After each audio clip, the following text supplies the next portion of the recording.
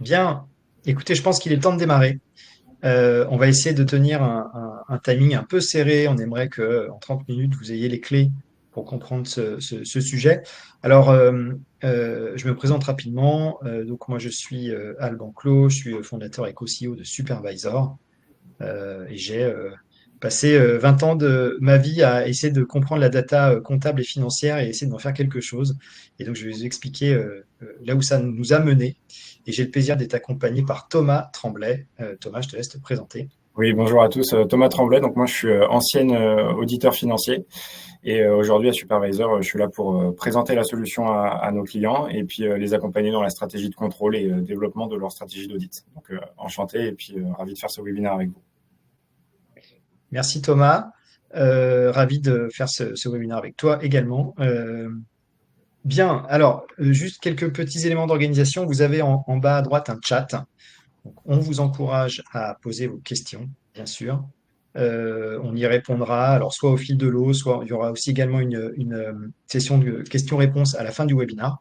Donc ravi bien sûr de répondre à toutes vos interrogations pour traiter de ce sujet. Donc objectif aujourd'hui assez simple, présenter Supervisor, qui on est, surtout pourquoi on fait ça, et pourquoi l'exhaustivité, l'autonomie et la continuité sont pour nous des éléments absolument clés pour un projet de contrôle comptable réussi et pour redonner la confiance dans vos informations comptables et financières à l'échelle de vos groupes. Alors vous êtes de profils assez variés aujourd'hui, donc c'est toujours très intéressant, à la fois côté direction financière, direction du contrôle interne, direction de l'audit interne.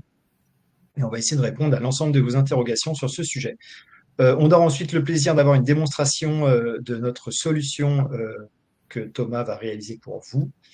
Et enfin, comme je le disais, une session de questions-réponses. Eh bien écoutez, c'est parti. Je vous propose de démarrer avec, avec ce sujet très intéressant, parce que nous, ça nous anime pardon, depuis pas mal d'années.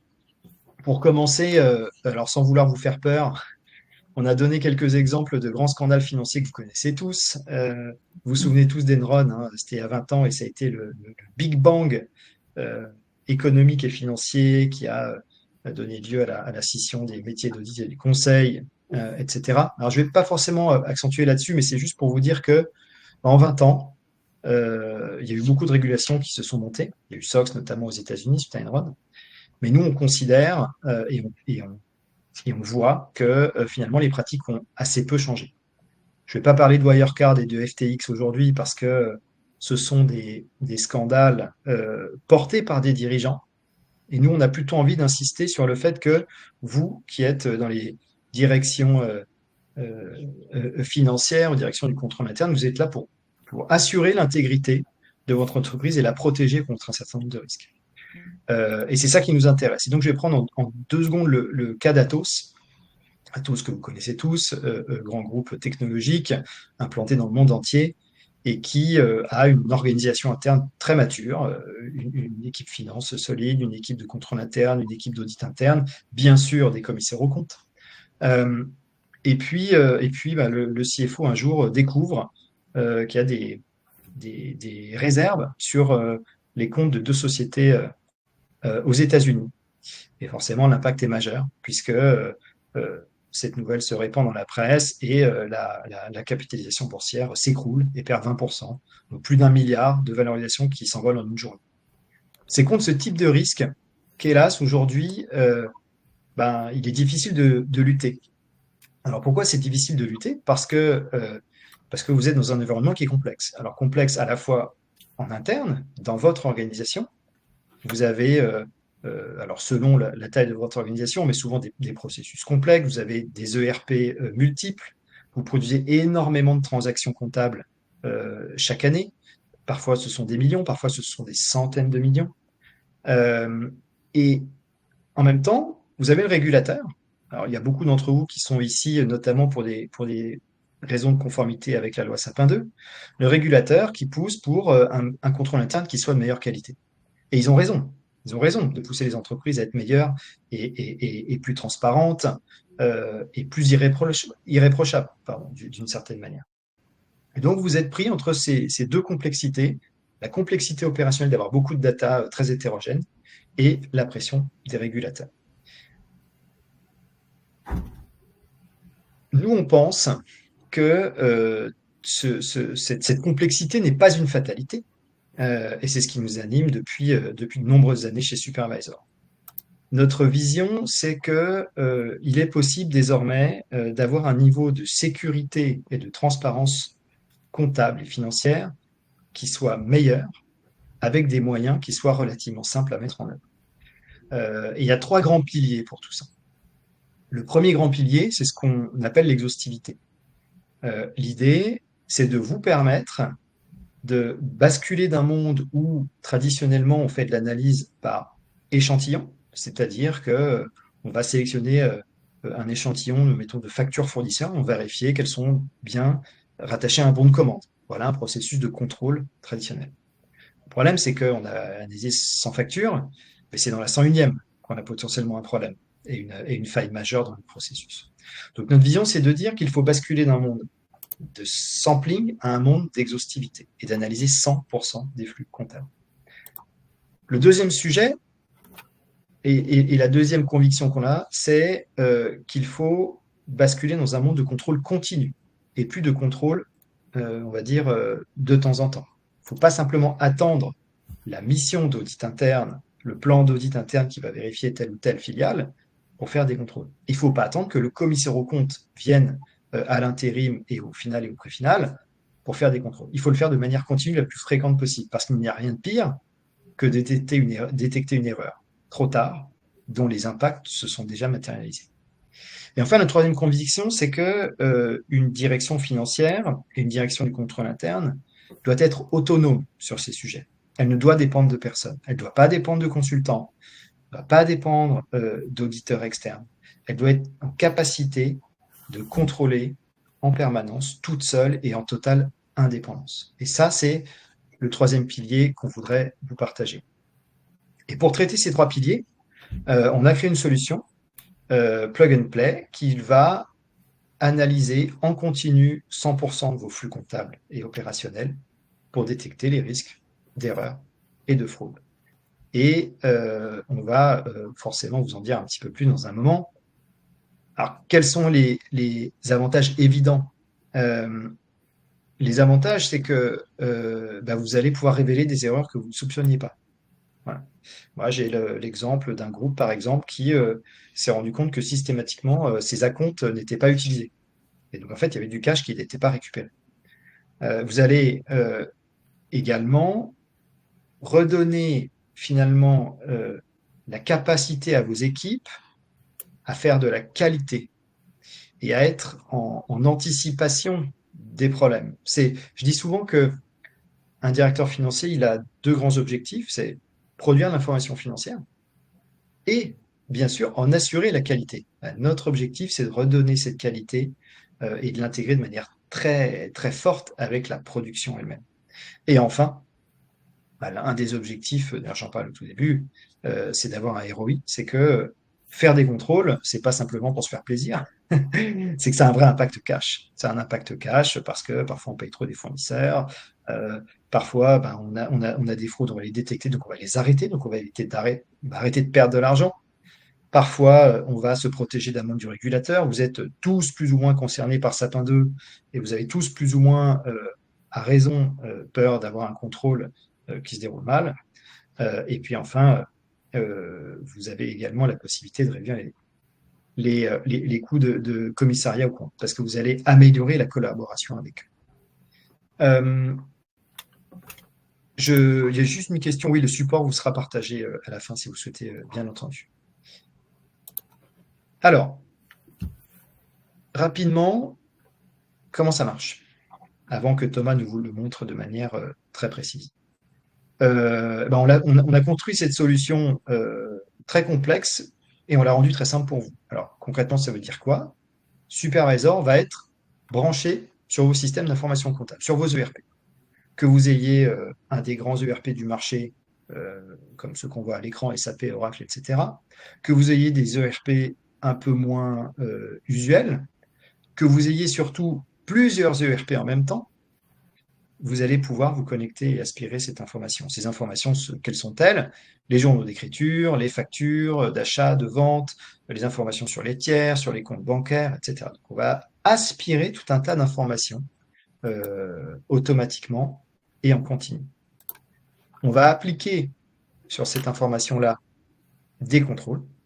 Par exemple, on va vous aider à détecter des schémas comptables atypiques, donc des écritures qui sortent un peu de la norme, à la fois de la norme comptable et aussi de vos pratiques habituelles.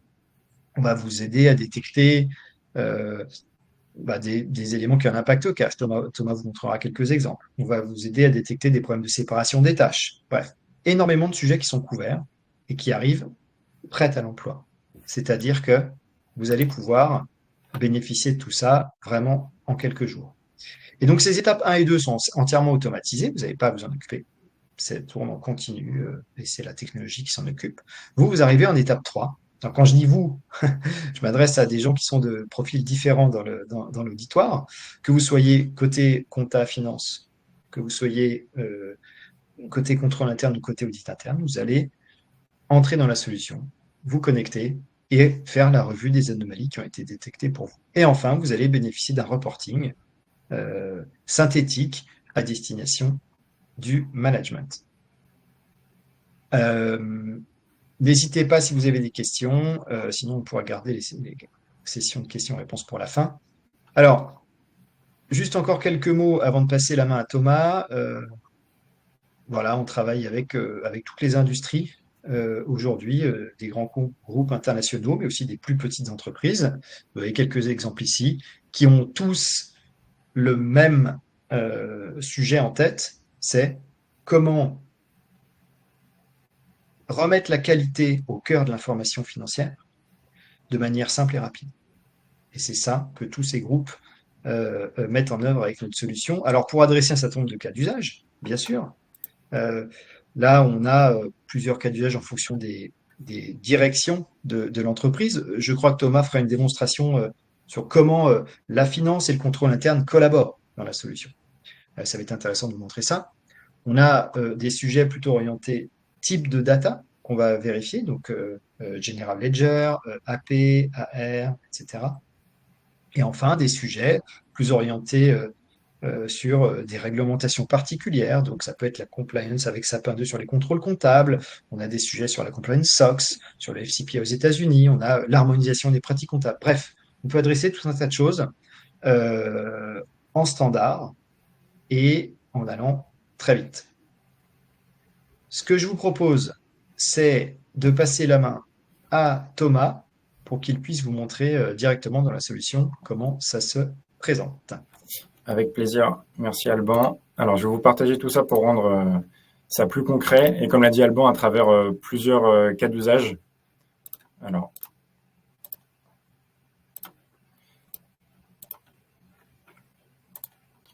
on partage tout l'écran.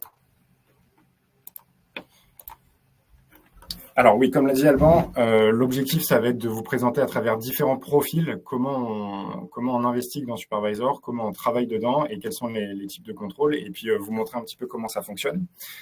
Pour commencer, je vous montre à travers les tableaux de bord ici. Là, je suis dans la peau d'un collaborateur comptable de la direction comptable, ici fournisseur par exemple, qui va devoir investiguer les contrôles qui lui sont affectés.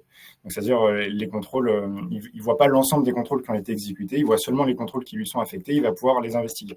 Alors là, vous voyez, il n'a qu'une société, il a 5 contrôles qui ont été affectés, et on va les voir directement. Voilà. Donc là, vous avez l'ensemble des 5 contrôles qui lui ont été affectés dans la vue globale.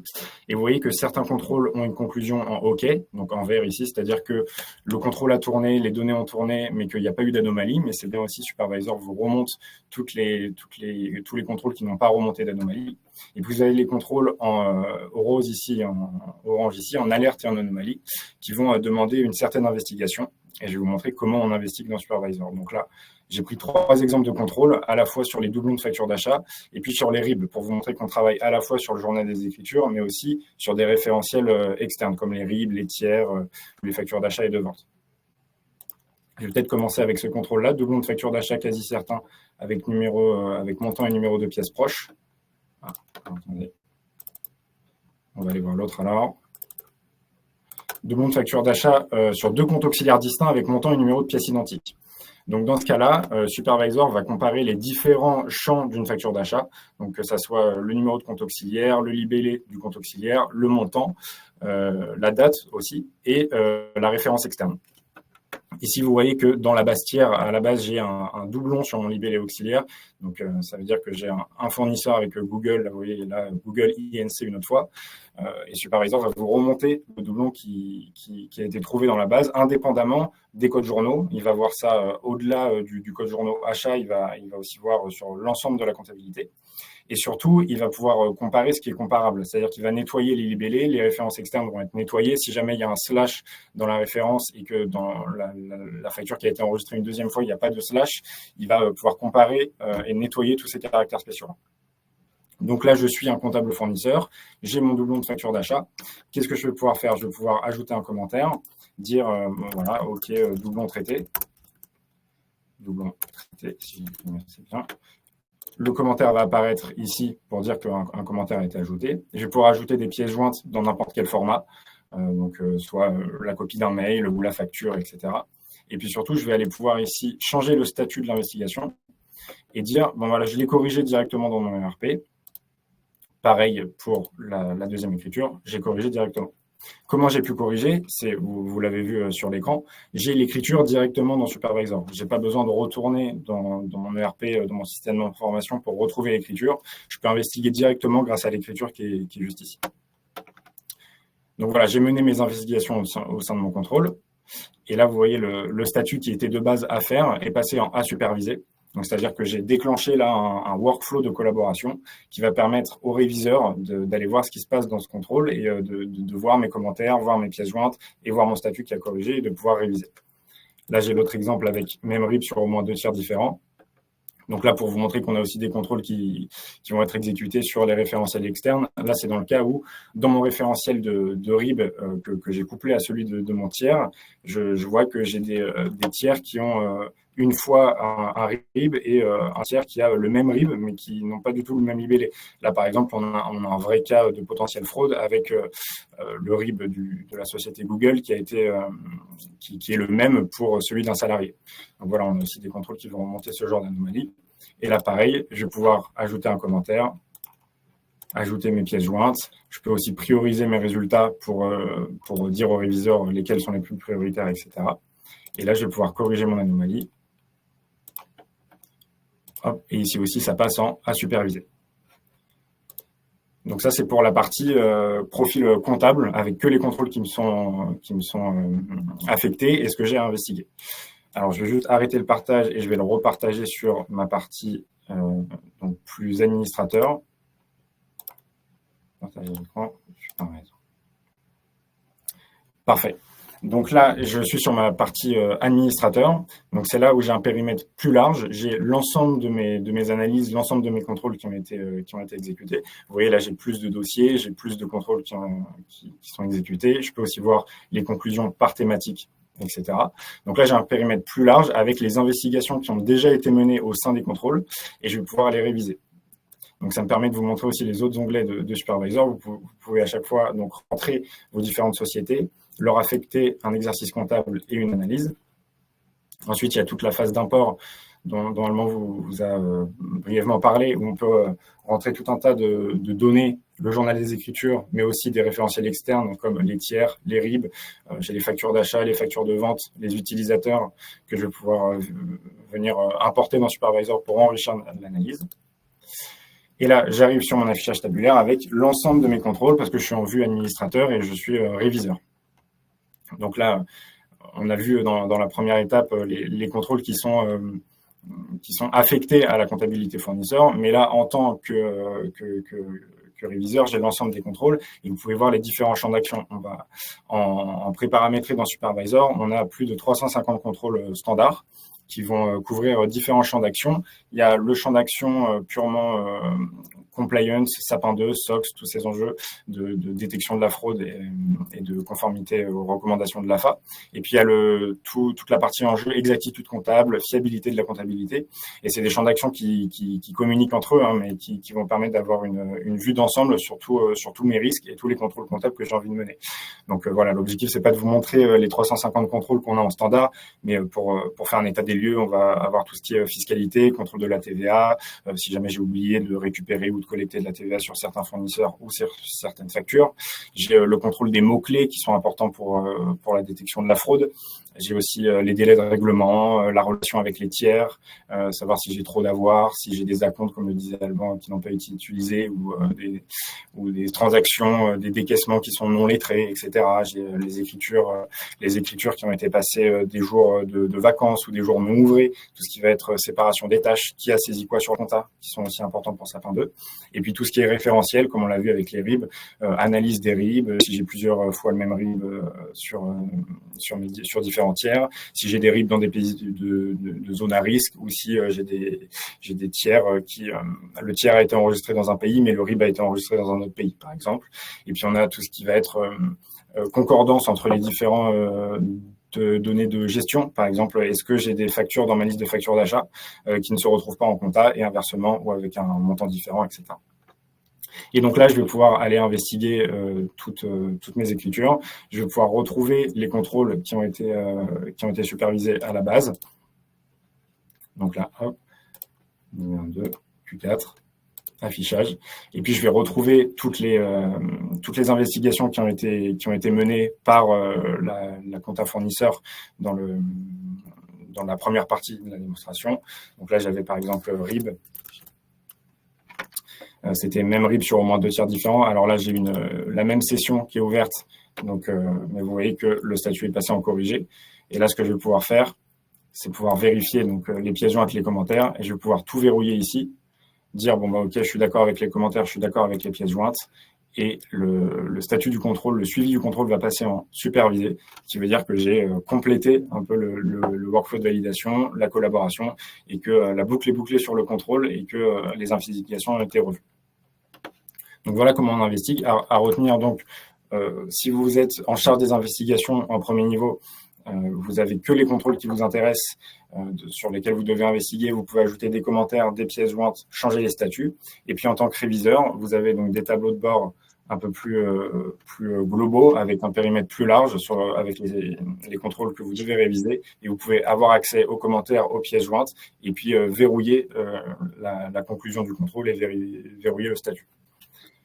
Une dernière chose, juste sur ces tableaux de bord, ils vous permettent de suivre plusieurs indicateurs, à la fois la conclusion des contrôles par thématique, par filiale, donc d'avoir une vue d'ensemble de l'activité, mais aussi l'avancée des investigations au sein de la solution. Donc combien de contrôles sont à faire, combien sont à superviser et combien ont été totalement supervisés.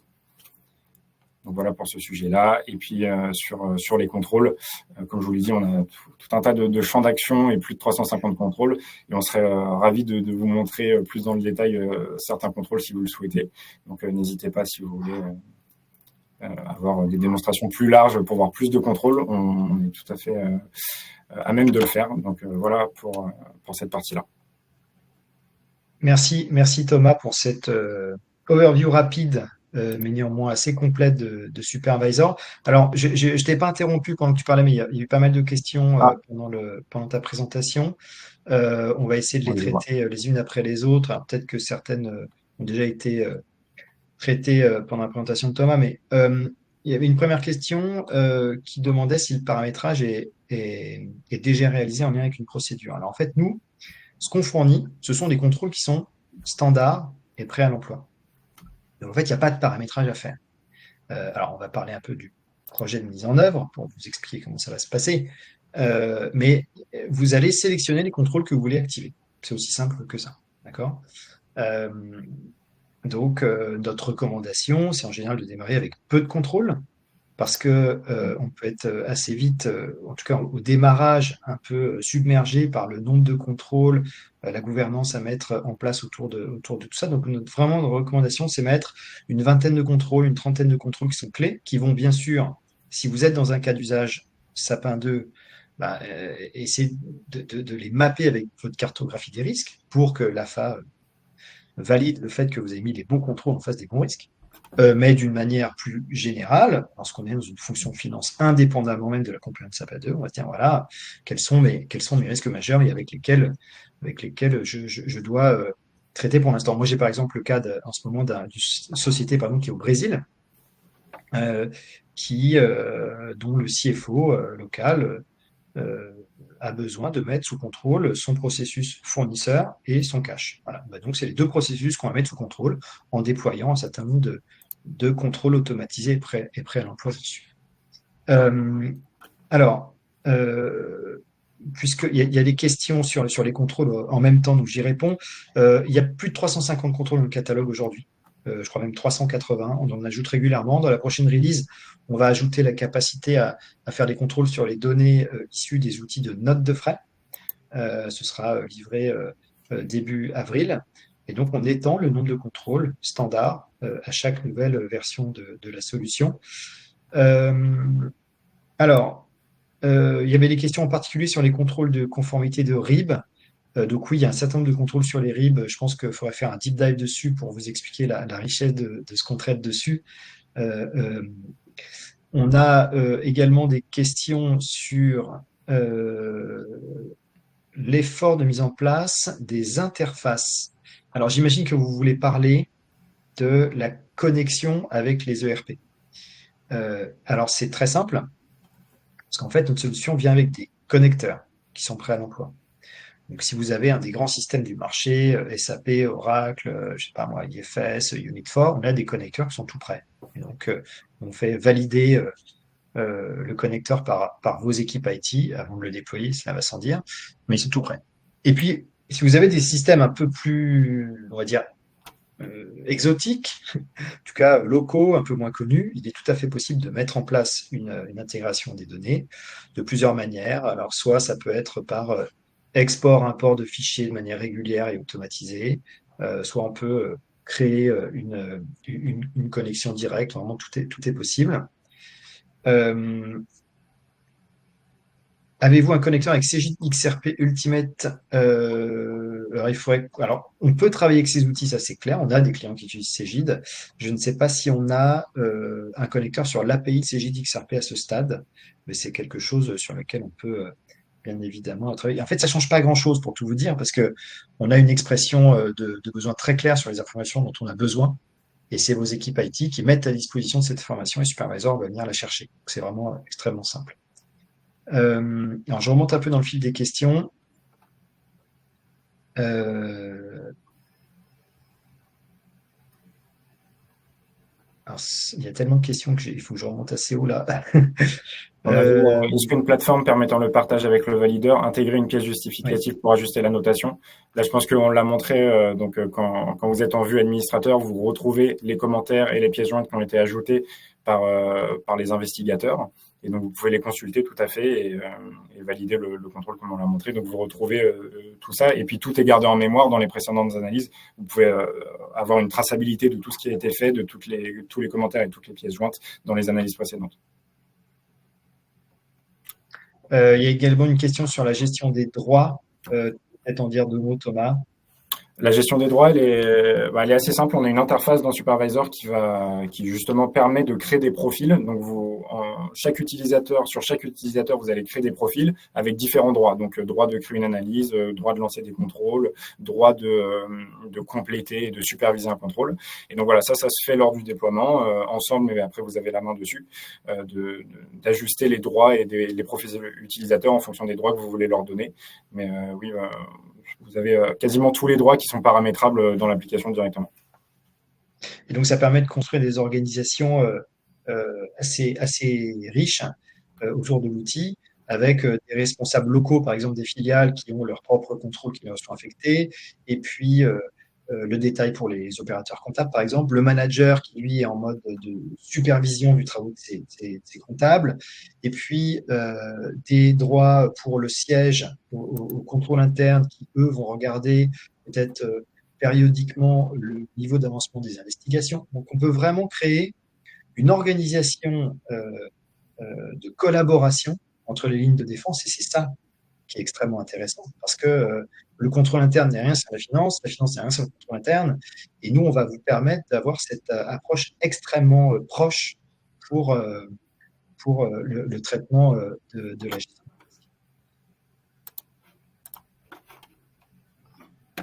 Alors, il existe des outils qui vérifient la conformité des RIB. Alors, nous, on ne fait pas proprement pas la conformité des RIB par rapport au référentiel des banques, mais effectivement, c'est quelque chose sur lequel il y a des outils qui sont spécialisés. Pour une société où il n'y a pas de service de contrôle interne, est-ce que l'outil peut remplacer ce service? Alors, ça, c'est une question compliquée. Tout dépend ce que vous voulez faire. Tout dépend quelle est votre ambition en matière de contrôle interne. Un outil, c'est un outil de détection des risques. Bien sûr, il va falloir avoir des gens pour faire les investigations, pour se poser les bonnes questions, pour émettre un jugement sur ce qu'il va être détecté comme risque. Et puis le contrôle interne, bah, c'est aussi un outil, c'est un service dont l'objectif est de vérifier les processus de contrôle, comment ils sont construits. Nous, on va détecter des anomalies, et ensuite, il y a un regard humain qui doit s'ajouter à ça pour déterminer ce qu'on doit faire avec ces problèmes qui sont détectés et avec ces failles dans les processus de contrôle. Le connecteur ou l'export à mettre en place n'est pas du tout la même charge pour les équipes IT. Oui, vous avez raison. Vous avez raison. Une équipe IT, alors encore une fois, ce sont des informations très standards qu'on exporte, et souvent les ERP eux-mêmes ont des exports standards pour ça. Donc, quand on demande des journaux d'écriture, c'est vraiment en général, il y a un bouton dans le système qui permet de le sortir, donc c'est quand même relativement simple. Mais on pourra regarder en particulier le cas de CJ XRP, bien sûr. Alors, on a eu un certain nombre de questions à ce stade. Est-ce qu'il y a d'autres points qui vous viennent en tête que vous aimeriez qu'on aborde? Il me semble qu'on a répondu à tout d'ailleurs. Oui, je pense qu'on a passé. Alors, de manière de procéder, je pense que c'est important d'en parler. Comment on démarre avec Superposé? Parce que je pense que si vous êtes connecté aujourd'hui, c'est que vous considérez que c'est un sujet qui mérite d'y passer un petit peu de temps et d'énergie. Et la question, c'est comment on s'y prend, en fait, de manière très concrète. Alors, la première chose qu'on vous encourage à faire, c'est de faire une démonstration un peu plus avancée de la solution pour pouvoir poser toutes vos questions liées à votre environnement à vous, votre environnement IT, votre organisation interne, etc. Et ça, vous pouvez directement nous demander là dans le chat, on reviendra vers nous. Donc, une fois qu'on se met on fait cette présentation un peu plus précise, le démarrage, il est assez simple. Nous, on vous fait une recommandation sur le nombre de contrôles que vous devriez déployer au départ. Et encore une fois, une recommandation mesurée. Et en général, on peut être live vraiment en quelques semaines, puisque nos contrôles sont pré-paramétrés et prêts à l'emploi. Je prends l'exemple, par exemple, de Michelin. Tout le monde connaît Michelin, c'est un groupe international extrêmement important. Ils étaient live en moins d'un mois à l'échelle. Donc, c'est vraiment la capacité à aller vite et à remettre la qualité, encore une fois, au cœur des préoccupations de la finance et du contrôle interne, sans avoir de complexité de mise en œuvre démesurée. Ça n'a rien à voir avec un projet de RP sur lequel vous allez passer 3 ans, ne serait-ce qu'à faire un cahier des charges. Là, vous allez piocher dans une liste de contrôle, vous allez sélectionner les ERP sur lesquels vous voulez brancher, et puis c'est parti. On va gérer les droits, on va régler les règles de collaboration entre vos équipes dans l'outil, et puis c'est parti. Notre vision, c'est que il y a quelque chose de nouveau en fait qui se joue aujourd'hui. Avant, on était moi le premier, parce que moi j'étais consultant, je faisais de la data analytics avant pendant des années, donc je vois bien le sujet. On était contraint par le fait d'avoir à tout réinventer. Ne serait-ce que quel contrôle je dois faire. Voilà. Quels sont les plus importants? Quelles données je dois récupérer pour pouvoir faire ces contrôles? Comment je les récupère? Ensuite, la donnée, elle est, allez, soyons honnêtes, elle est toujours de mauvaise qualité. comment je gère cette mauvaise qualité de la data? Je dois faire des retraitements. Et en fait, pour faire un contrôle, on peut y passer 1 an. J'ai des clients qui avaient passé quelques années à essayer de faire quelque chose en interne, avec des budgets qui étaient colossaux et qui ont basculé dans notre solution parce que bah, ils avaient beaucoup plus de valeur, beaucoup plus vite, pour beaucoup moins cher. Euh, alors oui, on a une liste des contrôles. On pourra bien sûr la partager par thématique, parce qu'il y a beaucoup de sujets qui sont couverts.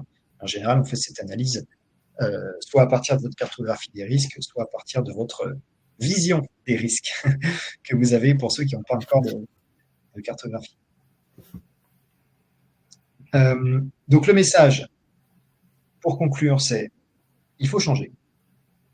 Il faut arrêter de se dire que la gestion des risques, on va la faire un peu au petit bonheur la chance, et puis que bah, le jour où il y a un problème, on tâchera de le gérer.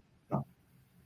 On arrête le sampling, on arrête la dépendance avec les cabinets, et on se dit, je suis CFO, je suis directeur du contrôle interne, je dois reprendre la main, être autonome et élever mon niveau de jeu, si je puis dire, en matière de détection. Donc ça, c'est la prise de conscience. Ensuite, c'est comment je m'y prends. Eh ben, on démarre petit et on démarre vite et on a de la valeur extrêmement rapidement. Et puis, troisième étape, c'est une fois que les équipes sont embarquées, on se pose la question d'étendre le périmètre, on se pose la question d'embarquer les équipes locales pour qu'elles soient en autocontrôle. Et là, on va commencer à étendre la solution. Voilà notre vision. Et tous les clients, alors, je vous en ai montré certains tout à l'heure sur la slide, qui sont successful, ils ont eu cette approche de démarrer vite et petit parce que les effets vont être absolument immédiats.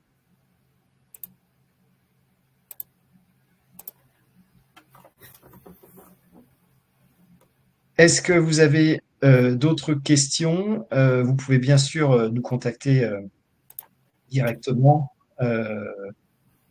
soit par l'intermédiaire de notre site web, soit par email. On peut vous laisser nos mails là dans le chat. Célia, notre modératrice, va vous envoyer tout ça. Et s'il n'y a pas d'autres questions, bah, écoutez, on sera ravis de répondre à vos sollicitations, à passer un peu de temps ensemble pour mieux comprendre votre organisation. Mais vraiment, le message, c'est, vous allez voir, ça peut être très simple et très rapide d'avoir un niveau de contrôle qui change vraiment les règles du jeu et change la sécurité financière de votre entreprise.